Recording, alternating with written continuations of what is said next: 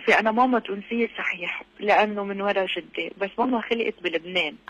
ولا مرة سافرت على تونس لأنه الظروف ما كانت تسمح لها، وبعدين كبرت تجوزت عمرها 18 سنة وبلشت الحرب بلبنان وكذا، صار عندها عائلة، راحت الأيام ومن وقتها ما كان عندها.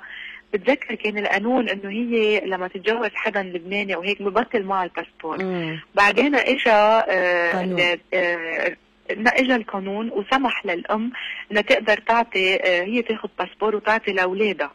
وهذا اللي صار. انا الوحيده باخواتي اللي لحقت الباسبور التونسي لاني كنت تحت ال 21 سنه لما طلع القانون، بينما اخواتي كانوا فوق ال 21.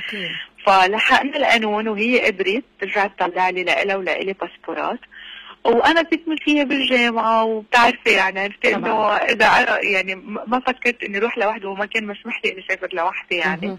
وهيك صارت الظروف، وكل مره نقول يلا يلا يلا وبس مبسوطة يعني خلص حصل هالسنة رح نكون بتونس إن شاء الله. إن شاء الله. نص يوم المشاهد الأخيرة من هذا العمل باش تتصور في سيدي بوسعيد، وأنا كنت الأسبوع الفارط في لقاء مع محمد مغراوي اللي إن شاء الله راح يكون معاكم، هو مدير التصوير في نص يوم. نعم. إن شاء الله. نعم. وعندك يعني عندك فكرة هوني عائلتك شكون لهنا في تونس؟ يعني قعدتوا بسيلة وإلا بالزمن يعني ما تعرفش عائلة أمك لهنا شكونهم في تونس؟ لا انا عندي خالي ساكن هونيك. وانا ماما اصلا من سوسة وعندي خالي ساكن بتونس، بس ما بعرف مزبوط وين المنطقة يعني. واكيد اني رح شوفه وزوره يعني، بلا في من عائلة ماما موجودين طبعا. ان شاء الله تكون فرصة اكيد شيقة.